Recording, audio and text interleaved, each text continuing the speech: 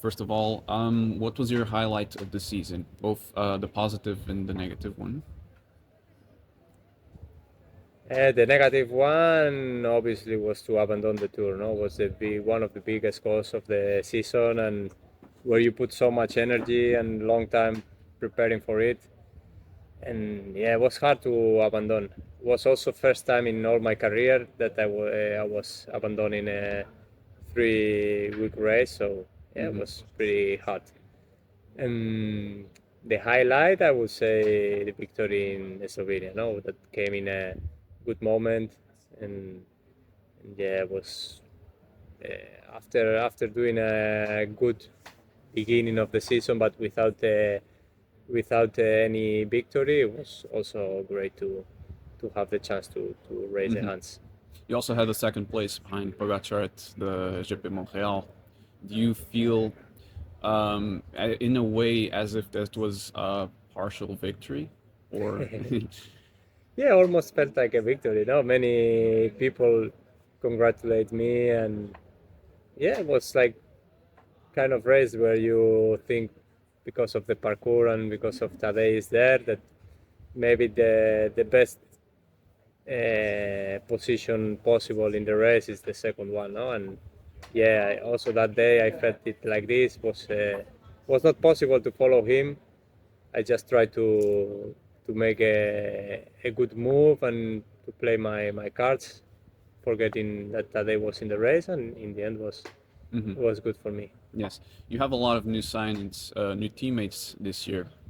Because we work for a Portuguese website as well, I want to ask you, what do you think of the climber that's coming in from Swillalio?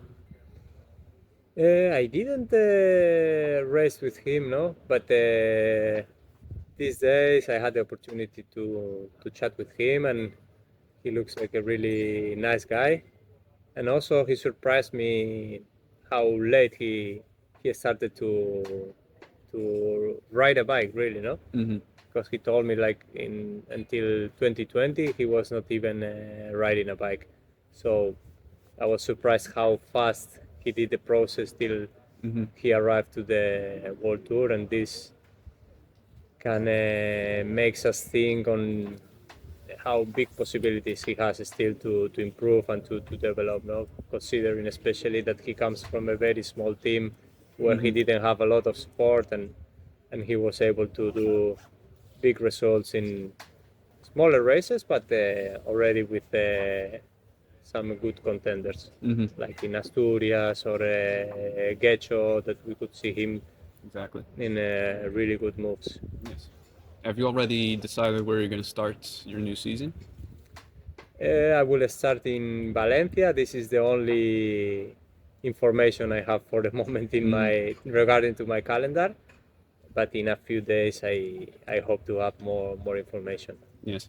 I asked Matej the same question because he's really into sender, and so are you. Do you think that with the added danger that you're having with sport of cycling right now, do you take the same risks going downhill as you used to? Since when you mean? Like in the last years? Or? Yeah, there's a lot of people, and the media circulates a lot that cycling is becoming more dangerous, more crashes, and unfortunately, since like the World Championships with Muriel Furrier, that's passed away because also she didn't have the radio. Hmm. Taking into consideration everything that's been talking about, are you still taking the same risks going downhill? No, I would say in the last few years I try to be very selective with the moments where I want to take the risk. No, I just take the risk when I feel I have free will or free road just for me, Hmm. and trying not to involve other riders in my movement. No, I know that if they are gonna try to chase me, maybe they are taking more risks, but I try to do it just in the moments where I think that it's worth, and it's gonna be a big benefit, or it's gonna be a possibility for a race victory, or for the strategy of the team is important Hmm. to make it in that moment. No, I try to make this situations in a really controlled way and studying well the descent and the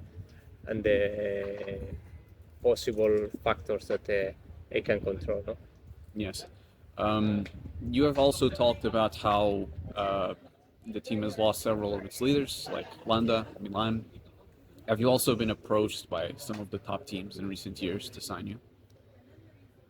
Not really, because in the end I always had a big margin with my contract, and I like the team really trusted on me, and I did so. So I always had like 1 2 years of contract more ahead. So I never really thought on moving from this team. Do you think that the margin is growing between the bigger teams and the lower level teams in the World Tour? Yeah, we can see this now, and the biggest teams are more than double budget than the smaller teams, and this makes a big disbalance, I would say.